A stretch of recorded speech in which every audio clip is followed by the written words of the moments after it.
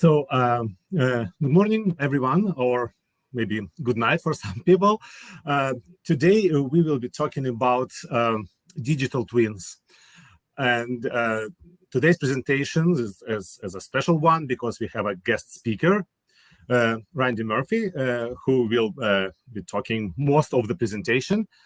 And we will just, make the introduction and very quick demo. So my name is Randy Murphy, and I'm the Geospatial Technical Lead with Aurora Engineers. And I'm Dmitry Bach. I'm Scenario Creation Analyst at Safe Software. Awesome. And we do also have Dave and Lena joining us on the back end for Q&A. So if you do have any questions throughout the webinar, leave those for us in that questions tab on the bottom right. The chat panel, you're all using it already. You can leave any comments during the webinar there. Yeah, share your reactions with us using that react emoji. We love to see them. And if you do have any audio issues, click that button on the bottom left, and there's 4 simple steps there to troubleshoot. Yeah, so today we quickly will talk about, we'll show you a small digital twin demo, which I made just trying to understand the whole concept of digital twins.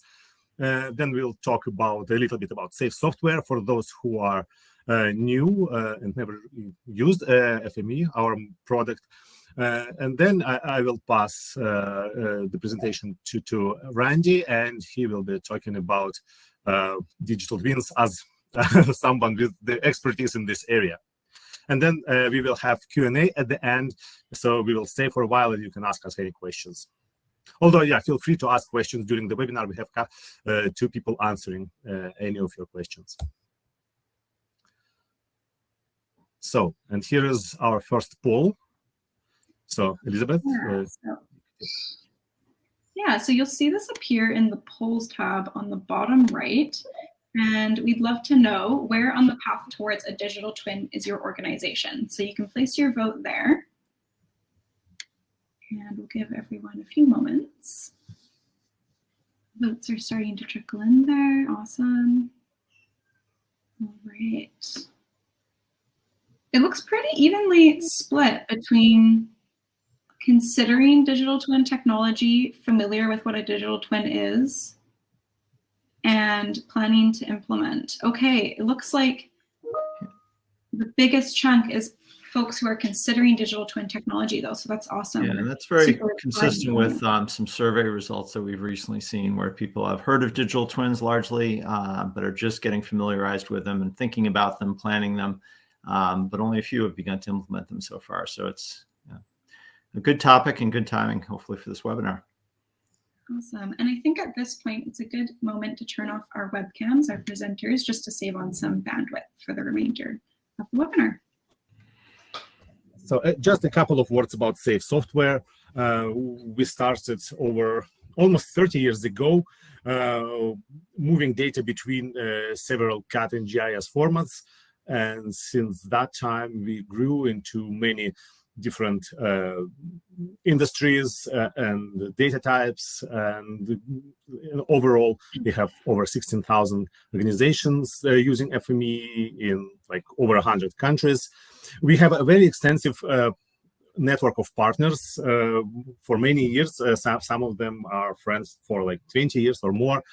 And we have a very, very active FME community where all the users from around the globe come and ask questions and answer them. So sometimes, or maybe usually, it's a lot faster way to get help is to ask a question in the community rather than talk to our support.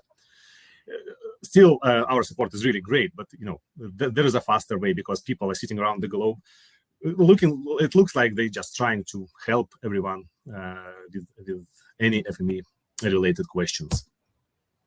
So our platform consists of several products.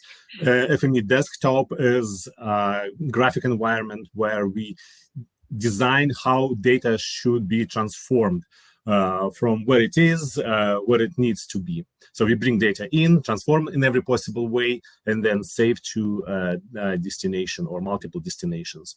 The most interesting part here is FME server, where you can take those workflows and move them from desktop to the server environment or even a cloud environment, and then automate them or schedule them. So, for example, an email arrives or a Dropbox folder, sees a new file, something happens, and a workflow runs and delivers the results. So, and we have a couple of mobile apps.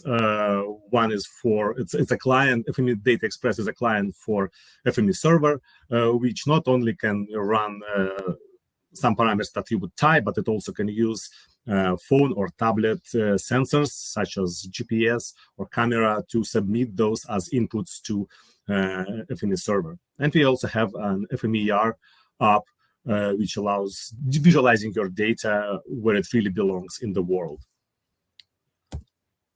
So this is the spread of our format support. You can see that we work with not just CAD in GIS, but with 3D, with rasters, with XML, with any databases, cloud, IoT, mapping, indoor mapping, augmented reality, and so on.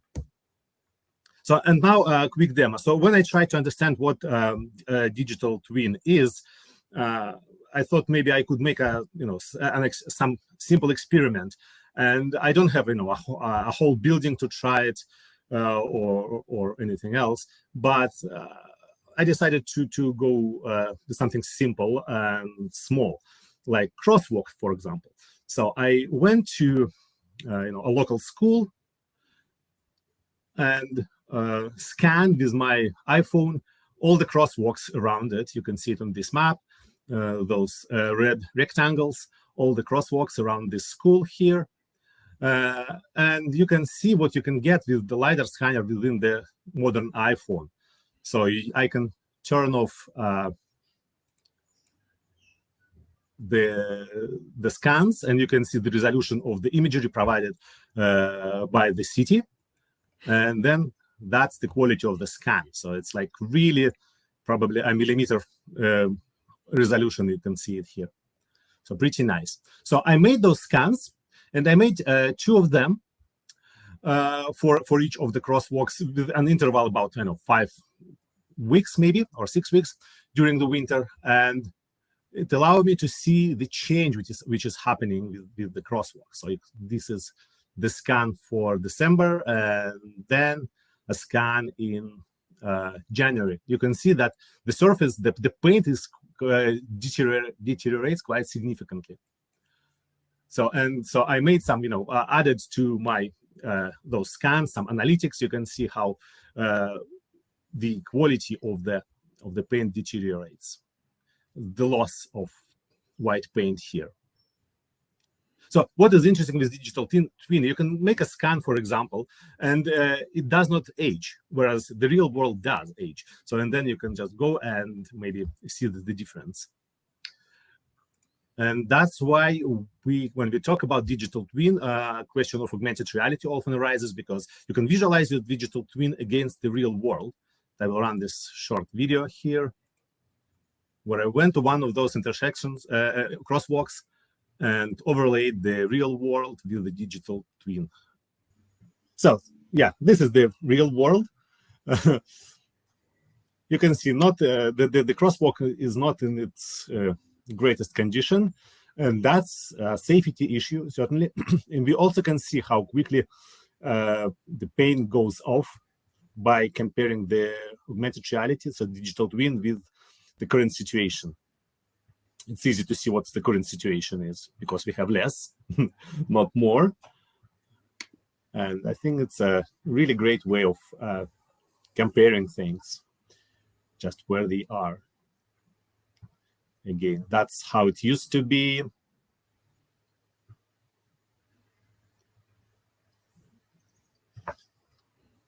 Versus how it is now.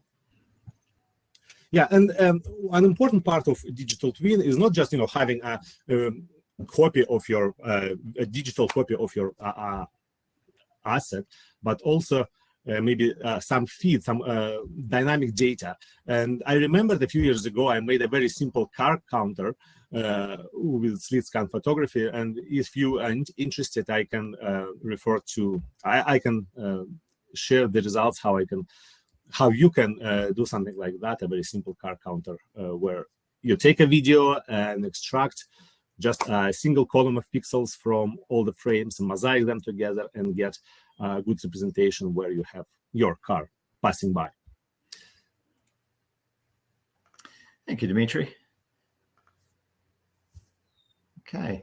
So Dimitri's example of crosswalks, when he first mentioned it and we were planning this webinar, my mind immediately went to crosswalks between GIS and CAD or CAD and BIM data, because that's what I spend a lot of time doing, is trying to match these types of data sets up. But when I heard he was talking about real crosswalks in the real world, I thought about the example, and it eventually occurred to me that this is a great intro to the concept of a digital twin. We've got a feature, the crosswalk itself. It changes over time due to weather and traffic and other factors.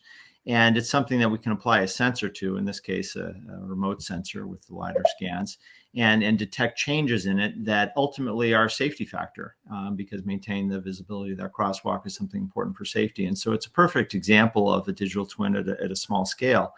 So take that one example of a feature being a crosswalk and now expand that out to the campus of, in this case, Dallas-Fort Worth International Airport, which is an example we'll use today, and look at the complexity of this environment. It encompasses 17,207 acres. Interestingly, I learned that is larger than Manhattan in the city of New York City. So arguably this airport is, and most airports function very much like a city. So while the discussion today will focus on DFW Airport as an example, I think this could be applied to any large campus or large or medium-sized city in a similar fashion. More importantly, instead of just one or a handful of crosswalks, what we're looking at here is data that represents 950 to 100,000 different geographic features. And so you can imagine developing a digital twin to capture data and represent data about that comprehensive of facility. So this video is showing what it looks like in digital or virtual world. And this is a digital twin for Dallas-Fort Worth International Airport. And we're focusing on one of the 6 runways that Dallas has. And we're looking at various data about this runway, the pavement and the condition of that pavement.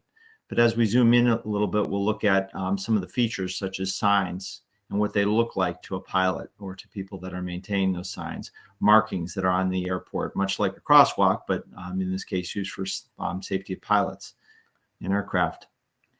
And as we go forward, we look at different devices that are important for the safety of aircraft landing and taking off at this facility, such as this weather station that is sensing the temperature and different conditions that are important to pilots as they come in. And then we link that with a variety of sensors and bring in that information over time, real-time, past, and future predicted information, so that we can look at where there might be issues going forward and take actions on that. And so this is the beauty of the digital twin, is to take a facility as complex as Manhattan or DFW or what have you, and bring it down into the individual pieces that we need to operate and maintain and efficiently carry out this facility in a safe and effective manner. So now that we've seen what a digital twin can look like, let's talk about what is a digital twin.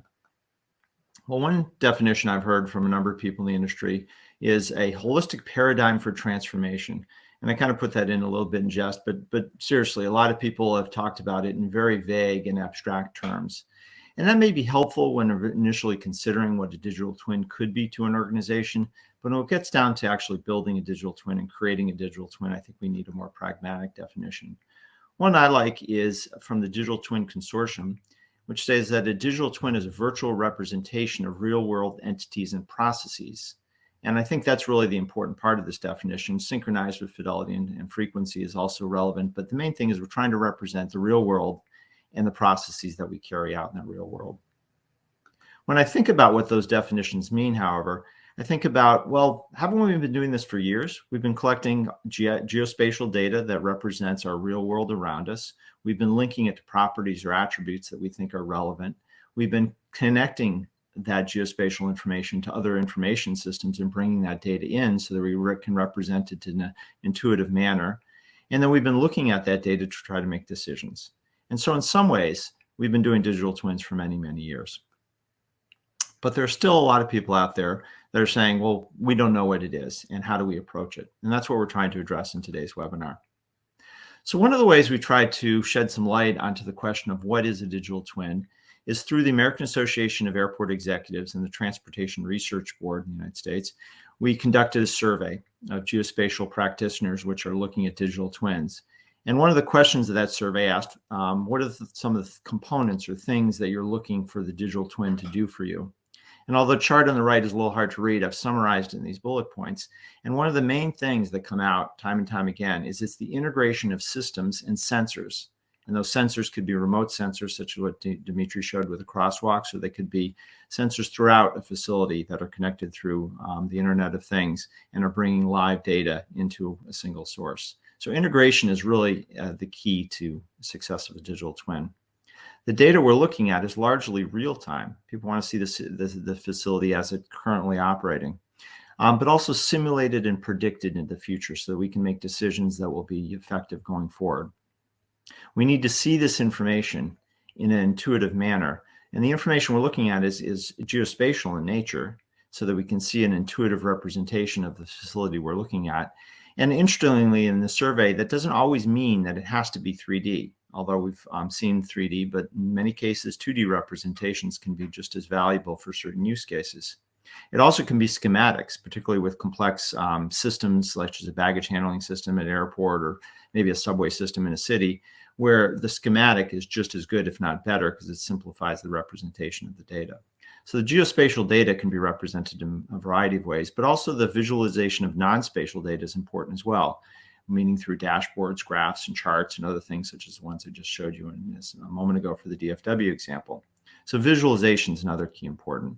And then when we want to take that data and do some analysis of it, because that's use the power of computers to help us understand what's going on with our facilities and our assets within our facilities. And we can leverage that analytics by layering on machine learning and artificial intelligence to take us into the future and look what things might happen. The ultimate goal is for humans, and we'll talk about who those humans are in just a moment, to make decisions, but also execute those decisions. And so while in many cases, a digital twin is read-only, meaning it's bringing data to decision makers so they can make decisions, in some cases, it also can be something where we provide inputs to it so that adjustments can be made live to our facilities through the digital twin. So it's a two-way flow of information in many cases. So who will use this thing called the digital twin? Well, part of our survey was to ask that question. And what came back is largely staff will use it. Consultants and service providers are in a secondary, close second, and then managers. So those are the types of people that will use it. But where within the organization will they use it? Engineering construction came in as the leading one. That makes sense because they're oftentimes the people that are building, construction, and designing the facilities themselves. But there's such a thing as an owner's digital twin as well. So after the facilities are constructed, planning, operations, and maintenance needs those facilities to do their work. So we wanted to take a pause and do a quick poll to ask what types of things might you all be interested in using a digital twin for? Awesome. And so you'll all see the poll appear there under the polls tab on the bottom right again. So yeah, let us know what use cases of a digital twin would most benefit your organization. And you can choose more than one answer here.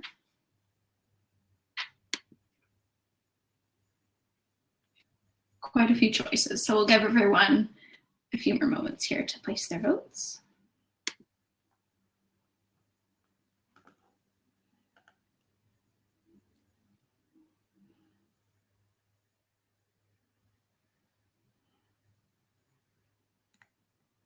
Awesome.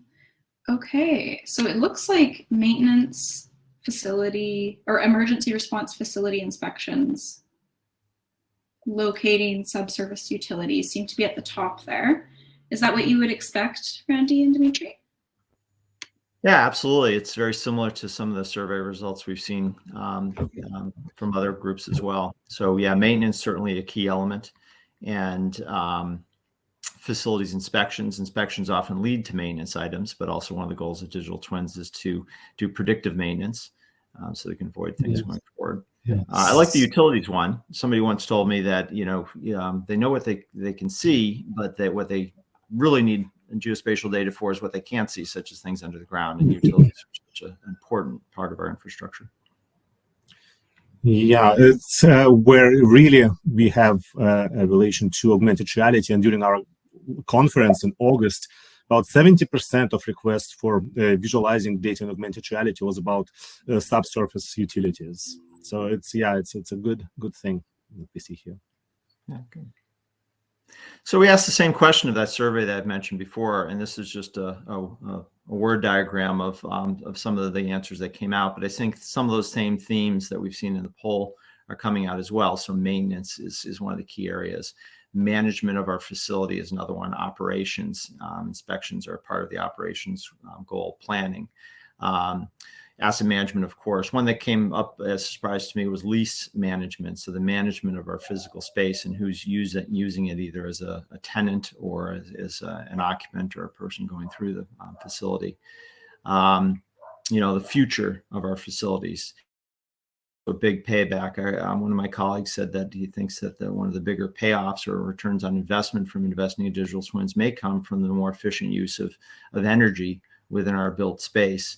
And just the potential for cost savings there and adjusting a facility to the needs of the people within that facility as it goes. So these are some of the things that came out of our survey, and I think they're very similar to some of the poll results. So it's good to know. So why are these use cases important? Well, there's a lot of words on this page, but I'm going to try to summarize them down here. I like these quotes, and I've put the sources down below. So if anyone's interested in reading these full articles, but what we're looking at as a world here is spending $57 trillion on infrastructure through 2030, which is not that far away. And it's going to take these projects often 20% longer and 80% over budget. So trying to make these projects more efficient through the use of digital twin is important. But then in order to do that, we need to really transform how we're doing a lot of this work. And one of the things I've heard recently many times is that we're going to build things twice going forward. The first time is going to be virtual and the second time is going to be for real. And so to do so, we need to really leverage the power of geospatial and BIM to develop that initial digital twin of the facilities we're constructing. But more importantly, is transferring that digital twin over to become an owner's digital twin so that they can operate and maintain the facilities that we build more efficiently. And the reason this is such important is the statistic shows is that typically 80% of the cost of a facility comes from during the operations and maintenance phase. And a scary thing that I learned through these quotes is that it takes almost a year to go through the information that comes out of construction in an as-built format into the systems that we need to operate and maintain our facilities. So a year goes by, and even more scary is that within the first 1 or 2 months of operating that facility is when the highest probability of failure occurs. So what we're happening is that people that are unfamiliar with their new facility are not having the information they need to properly operate and maintain it during the most critical, arguably the most critical period in their facility's life cycle. So that's part of what we're looking to solve with the digital twin. And integration of data is going to be essential to do that. So the vision is a smart, and I put city in quotes because here we're looking at an airport example, but arguably it could be just a city. A city could be a campus. It's a complex group of buildings and infrastructure and facilities that represent what we're looking at. And what we ultimately want to do is increase our maintenance effectiveness, our operational efficiency, emergency response times, make our environment safer to be within. And in order to do this, we need an updated integrated data platform that's intuitive and can allow the variety of stakeholders that we have to make the decisions that they need. Yet some challenges exist. And one of the things that I've learned over the years is that oftentimes technology projects can be broken into 3 categories or 3 areas: data, systems, and organizational. And the challenges in data are, common getting access to the data, collecting data as a baseline. We'll talk about how we can do that in just a bit. More importantly, and through some of these survey results, people, after they've established that baseline, talk about data governance and maintenance as being the biggest challenge that they face, keeping that data so it's reliable and people can use it. But we also have technology issues. Vendor claims that they can do everything, including make your coffee in the morning with a digital twin. Procurement and licensing challenges that are out there, especially with the complexity of offerings that we see with cloud offerings and on-premise offerings and et cetera, other types of things that are coming up. This goes without saying. We can have a whole webinar on this topic, but cybersecurity is really important. If we're talking about connecting so many different sensors and facilities and components and systems together, and then putting some of that information out in the cloud, making it available on mobile platforms, cybersecurity has to be an important topic that's discussed, and that is a big challenge to implement cybersecurity, yet keep the systems we're putting together functional. But what we found time and time again is that the real problems and the real challenges to implementing technology are not the data and are not the systems themselves, but it's the organizational challenges.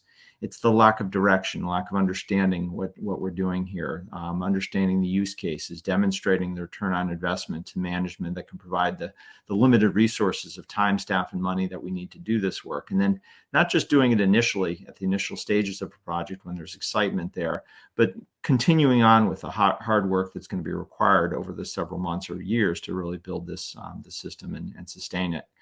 And then ultimately, as humans, we all resist change. It's part of human nature. And to assimilate the functionality of a digital twin into the organizational workflows of everyone in our organization is so important to success. So these challenges exist. But the key to solving all these challenges and the secret sauce, what we found, is data itself. And for a digital twin, that data is many things. It's the visual reference that we have of base maps and floor plans, but the points of interest that we put on top of those base maps. Where are our assets that we need to maintain? Where are the waypoints that we're trying to go to and from? Where do things happen? And what are we observing in our inspections? And then where are we when we're carrying a mobile device in the facility so that we find these things? But we also need properties or attributes of these points of interest that are things that are static, such as maybe the make and model number of a given motor that might be in our facility, but real time, the condition or its operating status, predicted based on the maintenance history. Is this going to fail in the near-term future? And historic, what are the patterns that we're seeing? And then all this needs to be supported by good quality metadata that tells us what we're looking at in the data itself. So if data is the secret sauce or the key to solving the challenges, one of the biggest problems we're facing is that data is held in silos.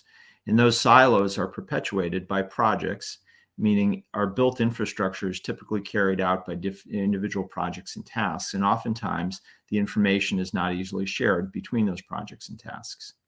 But also within a project, different project phases. So when a project goes from planning to design to construction and ultimately operation, and each stage, as this chart in the bottom part of this slide represents, there's a loss of information. And that loss of information creates a problem for having that digital twin available when the facility opens during its most critical time that we talked about a second ago. Silos also exist between different departments within an organization, and then also between different vendors, having proprietary data formats, and also missions and strategies that are about their company's products and not necessarily conducive to tying products together between different organizations. And then also individuals are another source of silos. So how do we break down those silos? We'll talk about that as we go forward in terms of integrating the data. So speaking of integrating data, this is what a digital twin looks like behind the scenes. So many people have seen the very fancy and glamorous 3D models that we can orbit around and zoom in and pan and see a virtual representation of facilities, such as the example I showed earlier. But behind the scenes, what it looks like is a lot of different databases, a lot of different systems talking to one another through application programming interfaces, and then data being exchanged and transformed using ETL tools such as FME, and put into a platform that can really display this data in a consistent single pane of glass that shows us the information we need. So it's complex at the back end. So how do we get there? Well, I'm a firm believer that FME can really help in this process. So what we've outlined here is a path or a pathway toward achieving success with digital twins.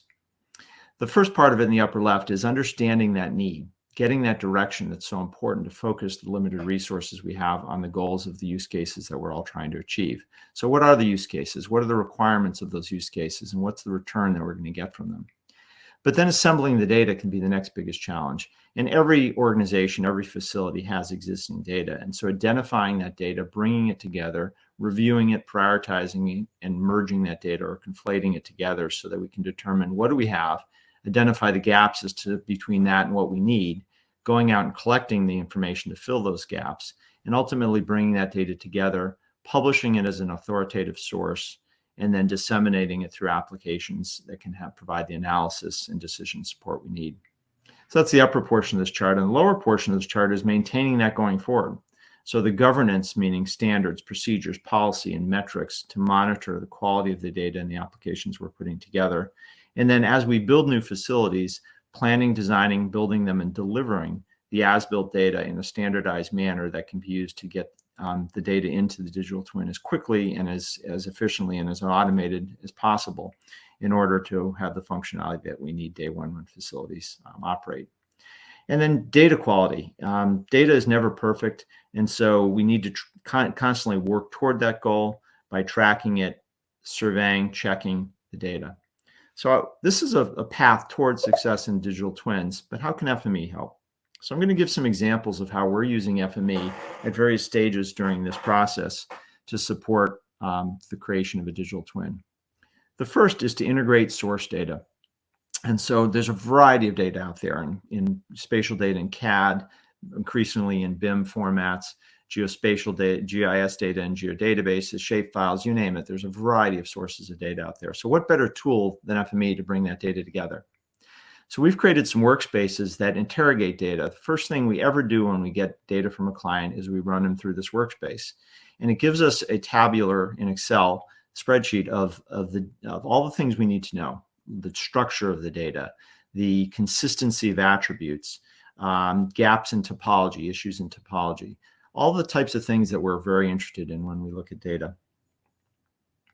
We then want to try to match some of the things that we're most interested in this case, the assets from different systems to identify how well they match up and the gaps that remain. Because oftentimes at an airport or in a city or in a large organization, the things that are most relevant are going to be represented in multiple systems in multiple ways. In many cases, they're represented in the same system in multiple instances. So weeding through that stuff is another thing that's really important.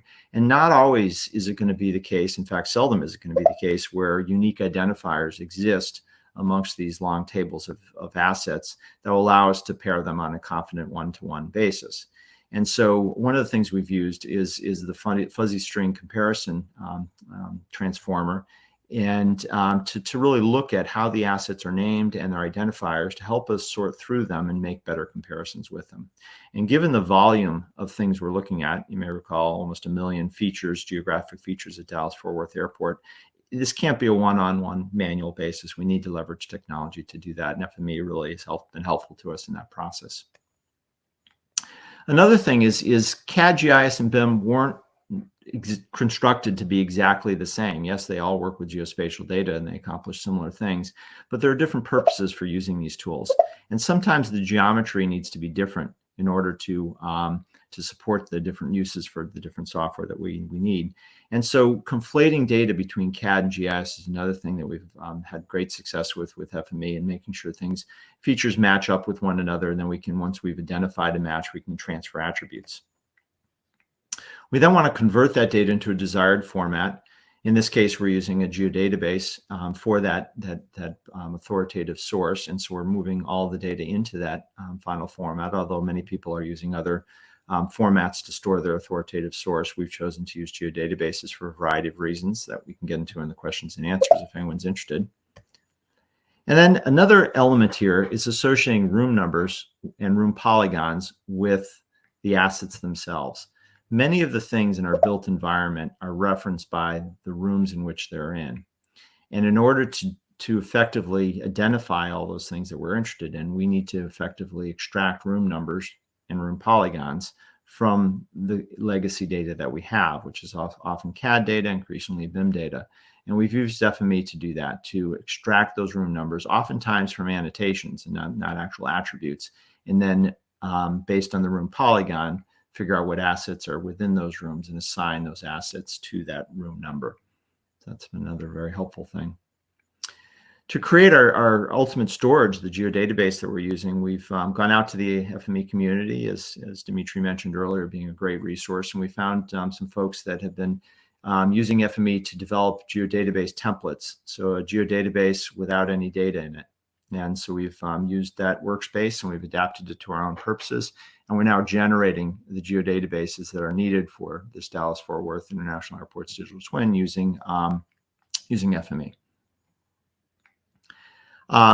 We then want to extract the data from BIM and CAD to properly represent the assets. And this has been hard, particularly with BIM data, where the assets coming in, the geometry of them are very, very complex. You may have recalled earlier on when I did the video looking at a weather device, and that weather device was modeled so it had all the different antennas and sensors and all that were shown in it. Well, for many use cases, all that's needed is a point of that location. And so what we've used FME for is to take the complex geometry that we're seeing in many of these cases and culling that down to what we really need to represent and to satisfy the use case. We're also putting FME in place to validate the deliverables that come in going forward. So we developed standards for both GIS, CAD, and BIM. And what we want to do is we want to validate that as data is submitted, it adheres to those standards. Because without standardized data, we're never going to be able to automate the process of ingesting the data or the relevant parts of that data into the digital twin. Once we have those relevant assets identified and the geometry properly represented, we want to register them in an asset registry. Because what we see is with all the different systems that come and go from a given organization, that given assets, as I mentioned earlier, can be represented many times or maybe not at all. And what we want is a registry, much like a motor vehicle registry or maybe a birth certificate that says, this is the identity of this asset and this is some pertinent information about it. It won't have all the pieces of information on about it, but enough to identify and be the sole source of the identification of an asset. So we'd register the asset in that asset registry. And then going forward to bring in this real-time data and really create a lot of the value of having sensors and information being tied together, we're going to be leveraging FME Server to implement automations to read data from the sensors, have triggers that will run certain workspaces based on things that are coming in, analyze the data and provide that data to the end users through an interface that helps them make the decisions they need to go. So the FME automations is really going to be a great tool for the integrations element of creating the digital twin. We then want to get all this data out into apps. And those apps may be 3D in nature, such as what we're showing here, which is showing the complex 3D environment of an airport to satisfy a particular use case, and doing so through ArcGIS web scenes. And so that's one example, but there are many, many ways to publish data either in 3D format using either ArcGIS web scenes or many, many other 3D viewers that exist from Esri and other companies as well. And even some that are open source that can be used quite effectively here. And we can talk about more of that in the questions and answers if there's interest. And then to analyze that data and to visualize it in 3D so that very complex information can be understood very quickly and easily, and ultimately to get to the goal of making decisions.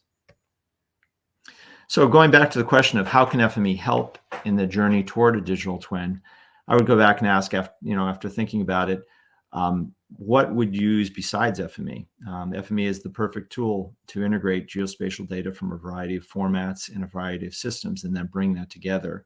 And then with the power of automations in FME Server, it's a great tool to support the data, the real-time needs of that data going forward. And so I would love to have a discussion with somebody that would not want to use FME in the course of building a digital twin, because I think it is a great tool. And hopefully after this discussion, you all have seen some ways that it can be a great tool for you to use in your pursuit of a digital twin. So I wanted to share some of the components of FME that we found helpful when we look at the different readers, transformers, and writers that are available within FME today and also in the near future that can really support developing a digital twin. And I won't name these all individually, but it's reading the common formats that we've discussed already and then writing out to those same formats, but also some different formats like GeoJSON or the indoor mapping data format that is being used widely by a variety of applications to show complex interior space. And then some of the transformers that we use in any workspace, such as attribute, exposure, and creator, but also schema mapper has been very helpful at some of the matching that we've done. There's a question earlier about projections. All this data is also coming in a variety of different projections or coordinate systems. And so reprojector has been another one that's been essential at bringing the data to a common platform.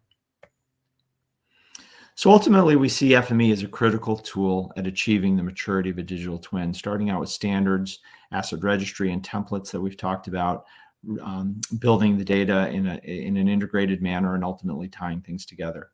One resource that's available is the American Association of Airport Executives has a digital twin working group that anyone who's interested in participating can join. And they've been developing a digital twin maturity model to help organizations understand where they are now and where they want to go with digital twins. So with that, we have our last poll of the day, which, given everything we've talked about, where do you think FME can help most in the pursuit of a digital twin? Awesome. If you head back to the polls tab there, bottom right, you'll see that a poll has appeared now. And while we get people to vote here, it's probably a good time to turn back on our webcams as we prep for our Q&A portion after this. All right, looks like votes are starting to trickle in here. Looks like consolidation of existing data is the largest chunk so far, and spatial data quality control to follow. Pretty evenly split between the four, though. It's not, one isn't much lesser than the other. Yeah. Absolutely. And then systems integration as well. So, it's consistent with what I would have expected. Yeah. And bringing together data, that's such a key thing. Awesome. All right. So just a few wrap up notes before our Q&A, and I'll pass things over to Dimitri now. So what can be your next steps? You can chat to us anytime. If you don't have FME, you can download it and try it and see how it works. You can download the workspaces. Will we have any workspaces for this? We might. I may share a couple of workspaces here. Yeah, and also the videos we'll share out as well. Yeah. So, and if you have any questions about everything you saw today, you can certainly talk to us.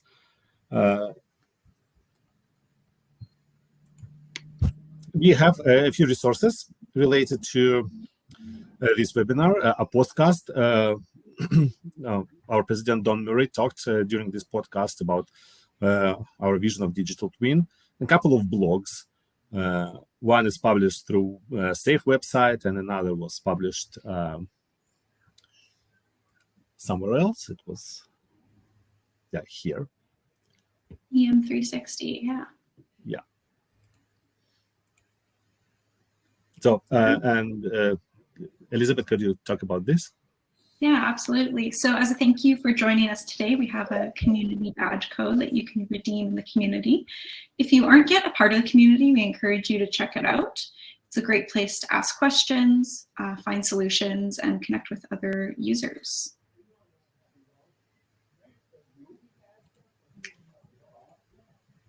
And if you have yet to check out safe.com/webinars, that's a great place to find upcoming and on-demand webinars. Lots of great resources at safe.com/webinars.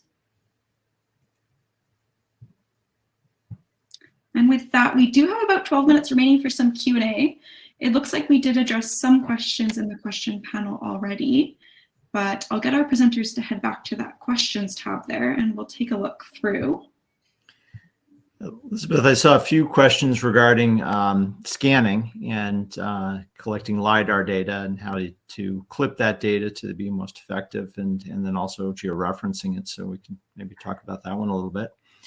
So yes, I think both in Dimitri's example, but also at most of the airport projects I've worked on, including DFW, there is an element, an important element of digital twins is reality capture. So going out into the field and collecting data, and there's a variety of technologies to do that, one of which is LiDAR, but others are georeferenced imagery.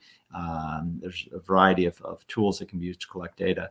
So so with LiDAR in particular, since that was the question, clipping that is so important to be relevant. The LiDAR data can be so complex and voluminous that it really needs to be culled down to the information that's relevant. And so clipping that and working at it with small chunks at a time has been really important. So looking at the footprint of a given facility, looking at airports tend to be organized into concourses and piers within concourses. So typically we would break it down by that type of thing and create polygons and clip the data, process the data independently, and then ultimately use that LiDAR data as a means to identify features within the facilities. And there's some great machine learning capabilities that some of the software tools out there are now offering that can help us in identifying certain things in facilities, but they're not perfect yet.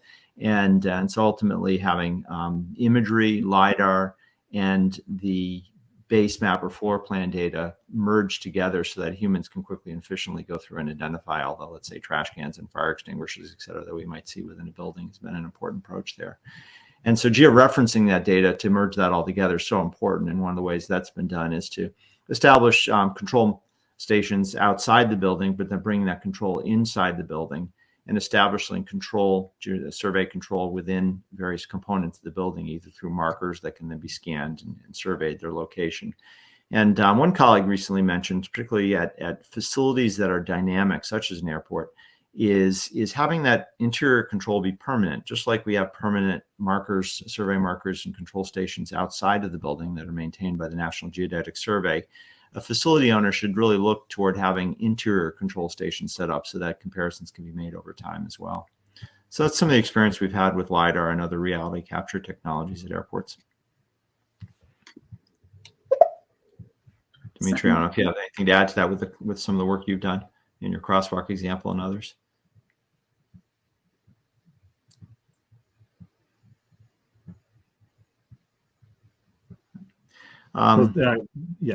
Yeah, go ahead. Oh, I was going to switch. If you have anything to add, go ahead. If not, there was some other questions I thought I'd try to address, Elizabeth. Yeah, certainly. Go ahead. Okay. One of the other questions that is near and dear to my heart is, as earlier I mentioned, I'm very focused on data, and this presentation has stressed the importance of data. So standardization is really important. And there's fortunately a lot of good standards that are out there to develop this type of stuff upon, and so that we don't have to create these standards from scratch. One of the key ones is the Building Smart International's Industry Foundation classes. And that's a great representation of BIM data in particular that can be used for ingesting into a digital twin. And one of the nice things about the IFC, Industry Foundation classes standards, is that it's extensible. So as an example, one of the groups I participate in at the moment is Building Smart International's Airport Room. And one of the subcommittees under that is working to extend the IFC model to represent some of the things that are unique to the facilities I work mostly with, which are airports, that don't exist in the rest of the world. Things like baggage handling systems, navigational aids for aircraft. These types of things are unique and need to be modeled as well. And so the IFC is a great place to start. But within buildings, and also much of our built world is consistent. And so another one that we've used extensively is Uniformat, specifically Uniformat 2010, as a means of categorizing the different assets that exist typically within our built environment. So that's another key standard that's out there. And there are a variety of others, but those are some of the ones that leap out. Awesome.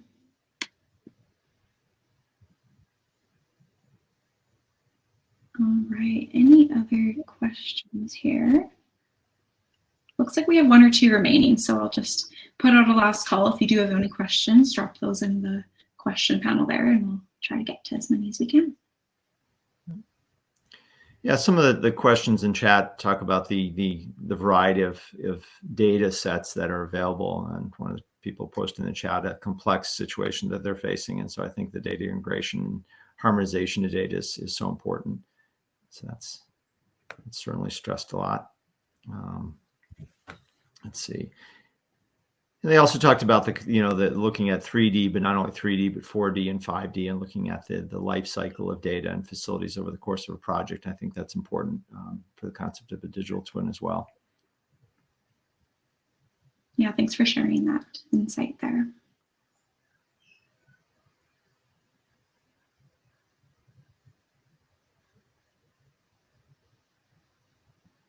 So, Randy, what do you think about this question from Tim Alti?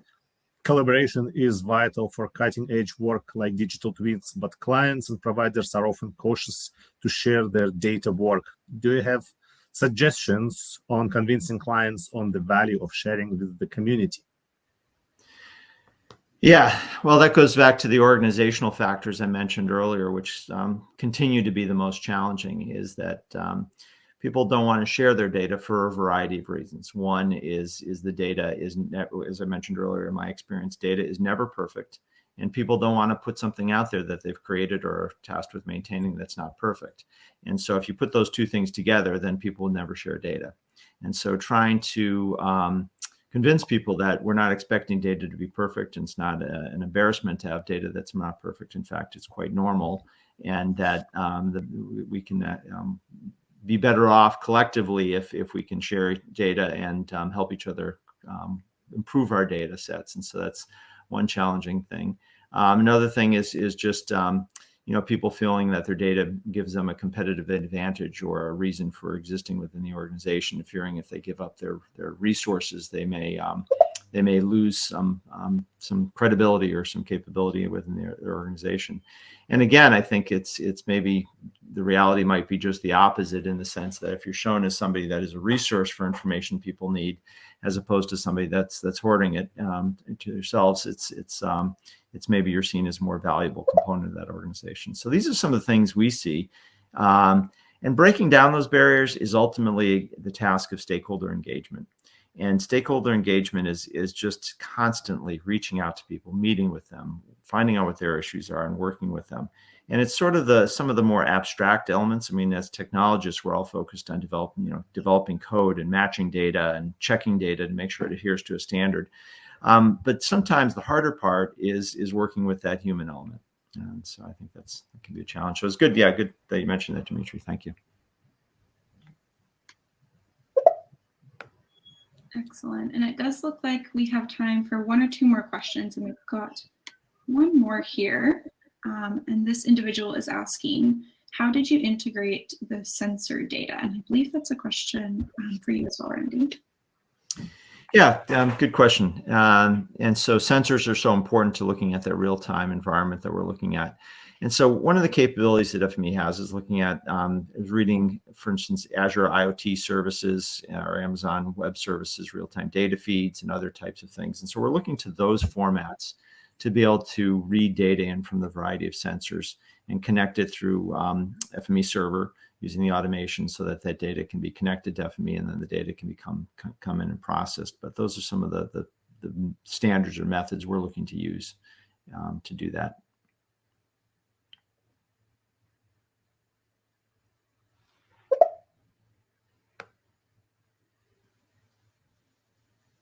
Excellent. And I think with that, it looks like we've gotten to all questions in the Q&A panel at this point.